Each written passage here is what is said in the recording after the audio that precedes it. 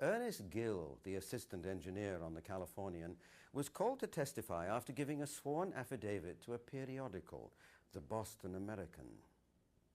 Gill's sworn statement would directly contradict Captain Stanley Lord's testimony concerning the position of his ship relative to the Titanic throughout the night of the disaster.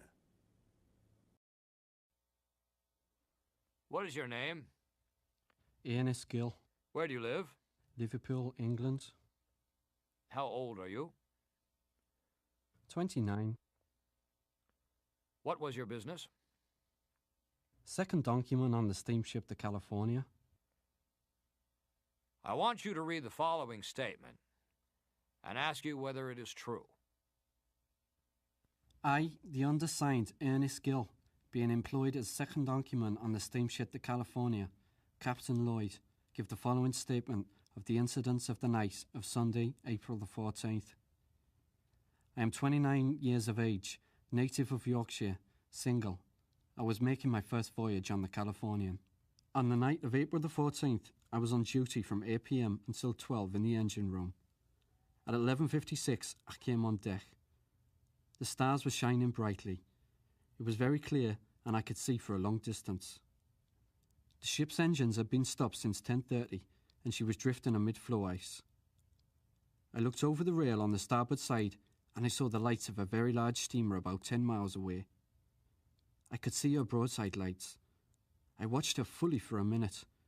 They couldn't have helped but see her from the bridge in the lookout. It was now 12 o'clock and I went to my cabin. I woke my mate, William Thomas. He heard the ice crunching along the ship and asked, "Are we in ice?" I replied, "Yeah, but it must be clear of the starboard, for I saw a big vessel going along at full speed. She looked as though she might be a big German." I turned in, but I could not sleep.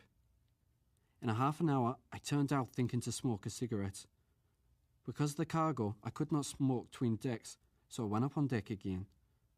I had been on deck about 10 minutes when I saw a white rocket about 10 miles away on the starboard side. I thought it must be a shooting star. In 7 or 8 minutes, I saw distinctly a second rocket in the same place, and I said to myself, that must be a vessel in distress. It was not my business to notify the bridge or the lookouts, but I couldn't have helped but see them. I turned in immediately after, supposing that the ship would pay attention to the rockets.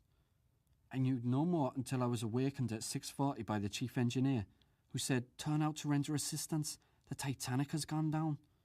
I exclaimed and leapt from my bunk.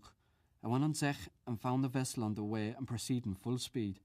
She was clear of the field ice, but there were plenty of bergs about. I went down on wash and heard the second and the fourth engineers in conversation. Mr. J.C. Evans is the second and Mr. Wooden is the fourth. The second was telling the fourth that the third officer had reported rockets gone up on his watch. I knew then that it must have been the Titanic that I had seen. The second engineer added that the captain had been notified by the apprentice officer, whose name I think is Gibson, of the rockets. The skipper had told him to mast the vessel in distress. Mr. Stone, the second navigating officer, was on the bridge at the time, said Mr. Evans. I overheard Mr. Evans say that more lights had been shown and more rockets went up.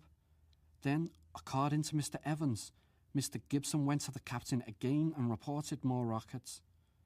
The skipper told him to continue to mast until he got a reply, but no reply was received. The next remark I heard, the second pass, was, "Why in the devil didn't they wake the wireless man up?" The entire crew of the steamer had been talking amongst themselves about the disregard of the rockets. I personally urged several to join me in protesting against the conduct of the captain, but they refused because they feared to lose their jobs.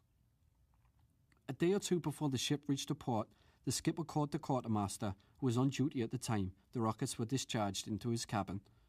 They were in conversation for about 3/4 of an hour. The quartermaster declared that he did not see the rockets. I am quite sure that the California was less than 20 miles from the Titanic, which the officers report to have been our position. I could not have seen her if she'd been more than 10 miles distant, and I saw her very plainly. I have no ill will towards the captain or any officer on this ship, and I am losing a profitable berth by making this statement. I am actuated by the desire that no captain who refuses or neglects to give aid to a vessel in distress should be able to hush up the men. Ernest Gil. I will ask you, witness, whether this statement is true. Yes, sir, that is correct. What direction was the California going? We were headed for Boston, sir. In what direction were the rockets from the California when you first saw them? On the starboard side, forward. Was the California passed by the Titanic, her course being the same as the Titanic's course was originally? I think she must have passed the Titanic. The Titanic must have passed us first, because we were floating, and it would take a lot out of our way. We were the slower boat. After the Titanic struck the iceberg, did the California pass by the Titanic?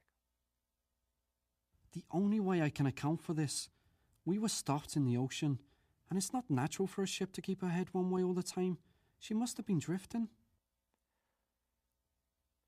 How long after the rockets were sent up was it before the California got under steam and proceeded? I don't know what time she got underway, sir. It was somewhere about 5 o'clock or in the vicinity of 5 o'clock. About 12:30, you began first to see the rockets? Yes, sir. At first, when I saw it, it wasn't very plain. What kind of rockets were they? They looked to me to be pale blue or white. It would be apt to be a very clear blue.